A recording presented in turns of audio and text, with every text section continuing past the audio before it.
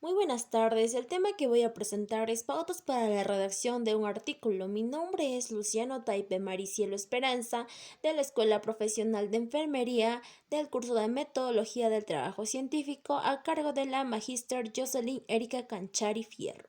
La fecha de hoy, 07 de noviembre del 2022. En este capítulo organizamos las principales recomendaciones para la composición de los apartados de un artículo de investigación. Como número uno tenemos el título. El título es la parte del artículo que sirve para informar el tema tratado en el texto.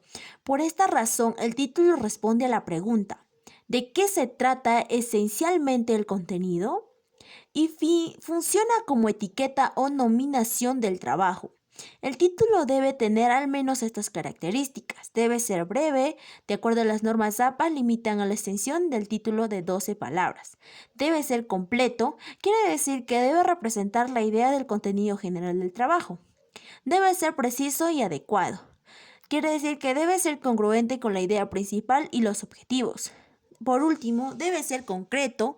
Quiere decir que debe evitarse las ambigüedades. En ciertos casos se puede clarificar con subtítulos. Nos los dice Cisneros y Olave 2012 en la página 39 al 40. Como número 2 tenemos a los autores.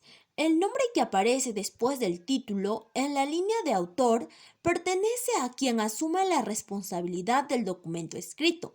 Esto es, quien está dispuesto a sostener lo que enuncia e implícitamente asegura que el texto cumple con todos los requisitos formales y éticos que la publicación científica implica. Nos los dice Cisneros y Olave 2012, página 42.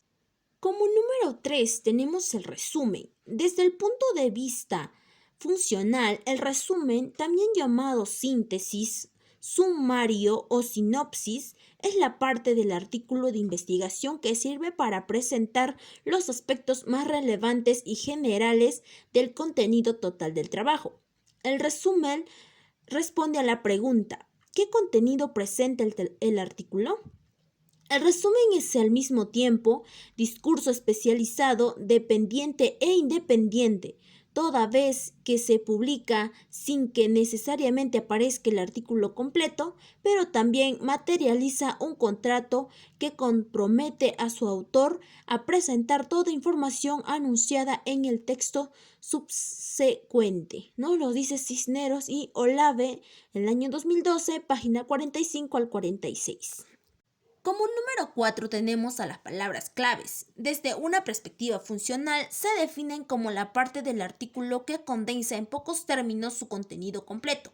La funcionalidad es idéntica a la del resumen y el título en cuanto al etiquetado del artículo y responde a la misma pregunta del primero. Es necesario diferenciar las palabras claves de los descriptores. Las primeras son conjuntos de términos controlados internamente a partir de las ideas del documento, con base en lo que el autor considera semánticamente más representativo. Las segundas son términos finitos cuyo control es externo al autor investigador y a su contexto. Control que reposa sobre fuentes especializadas como los tesauros. Nos los dice Cisneros y Olave 2012, página 49. Como número 5 tenemos a la introducción. Desde una perspectiva funcional, la introducción es el primer segmento extenso del artículo de investigación, que se utiliza para exponer los aspectos generales concernientes al tema estudiado. En esta medida, constituye una contextualización y está más cerca del resumen que del desarrollo del trabajo. Discursivamente, la introducción se ha definido como la carta de presentación del resto del artículo.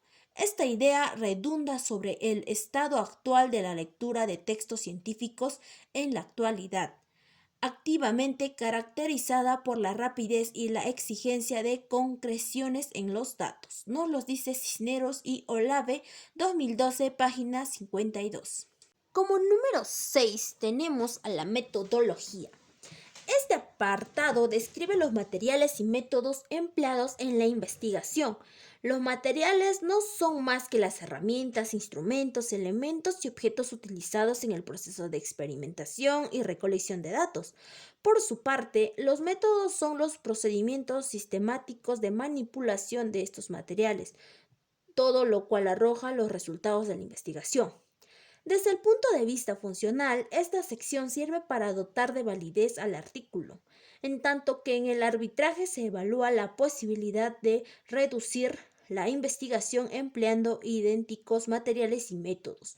Nos lo dice Cisneros y Olave 2012, página 55. Como número 7 tenemos a los resultados.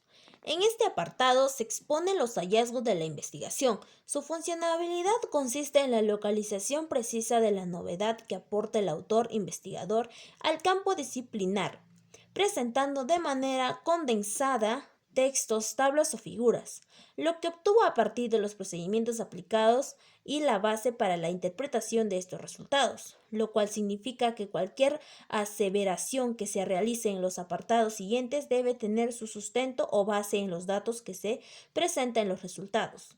Nos los dice Cisneros y Olave 2012, página 58. Por último, tenemos las discusiones y conclusiones. De manera funcional, este es el momento de cierre del artículo donde su autor propone una lectura particular de los hechos contenidos en los resultados antes expuestos. Las discusiones sirven para establecer distintos tipos de relaciones entre datos internos como externos. Esto dota de carácter positivo al trabajo del investigador. Desde una visión discursiva, en este apartado se demuestra la capacidad que tiene el científico de establecer diálogos al interior de los datos, entre ellos con la teoría que lo enmarca y entre los datos con la visión del propio científico en su rol de investigador. Nos los dice Cisneros y Olave 2012, página 62. Como referencias bibliográficas tenemos a Cisneros, Olave 2012 con el nombre del libro Redacción y publicación de artículos científicos, enfoque discursivo, primera edición, ECOE Ediciones, página 39 al 62. Gracias.